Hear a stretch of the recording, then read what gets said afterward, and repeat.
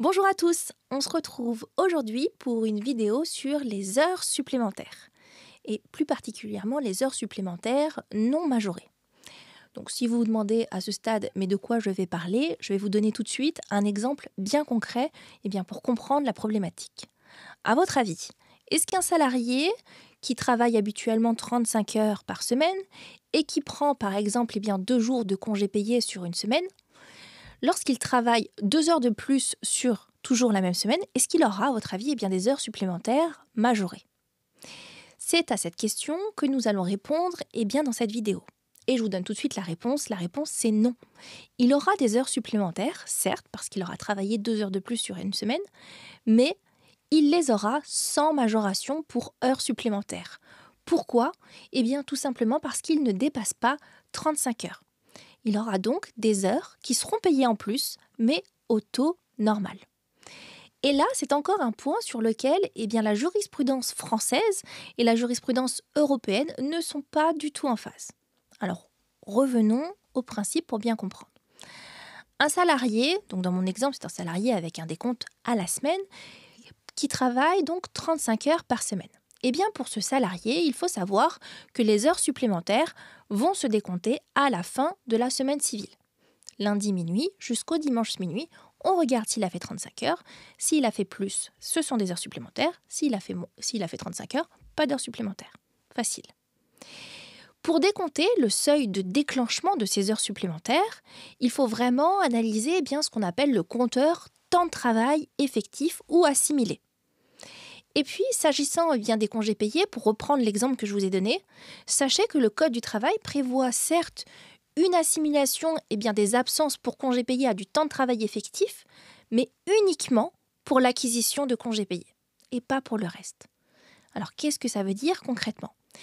Ça veut dire que si vous êtes absent un mois pour cause de congés payés, à la fin du mois, vous aurez bien vos 2 jours et demi ouvrables de CP qui seront acquis au titre de cette période, même si vous n'avez pas travaillé. Donc vous avez compris, vous êtes absent, mais puisque vous êtes en congé payé et que c'est assimilé à du temps de travail qui sera pris en compte, à une absence qui sera pris en compte comme temps de travail effectif pour le décompte des congés payés, vous aurez bien 2 jours et demi, donc de CP à la fin du mois. Mais attention, cette assimilation à du temps de travail, elle ne va s'appliquer que pour l'acquisition des congés payés et pas pour le déclenchement des heures supplémentaires. Et c'est là, du coup, où effectivement, on peut avoir une solution qui va être différente pour l'exemple que je vous ai donné. Et alors, la jurisprudence, elle dit quoi sur ce sujet? Côté Cour de cassation, la Cour de cassation nous dit l'absence pour congé payé, ce n'est pas du temps de travail effectif assimilé pour l'appréciation du seuil de décompte des heures supplémentaires.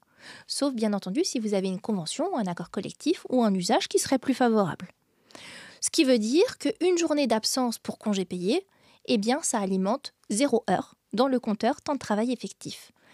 Le compteur temps de travail effectif, celui qui va permettre de vérifier si le salarié a, oui ou non, réalisé des heures supplémentaires.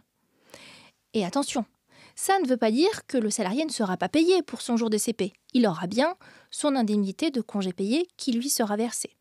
Ça veut juste dire qu'il atteindra plus difficilement le seuil de 35 heures pour le décompte d'heures supplémentaires sur cette semaine-là.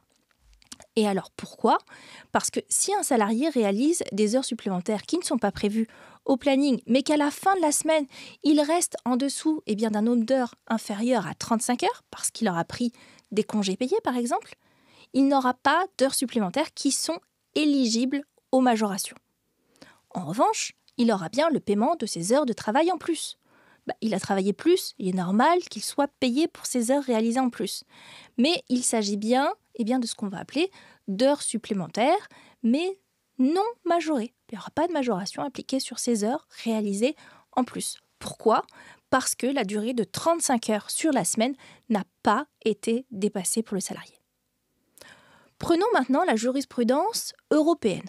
Qu'est-ce que nous dit la CJUE sur cette hypothèse de l'absence CP? La CJUE, elle nous dit que l'absence pour congé payé doit être assimilée à du temps de travail effectif.